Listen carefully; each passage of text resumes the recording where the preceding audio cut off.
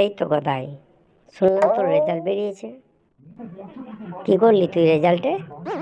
কোনো ভালো খবর আছে?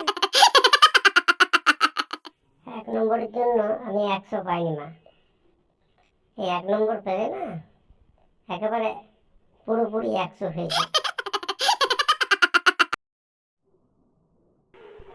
বাহ, এ তো দারুণ খবর। তার মানে তুই 99 পেয়েছিস,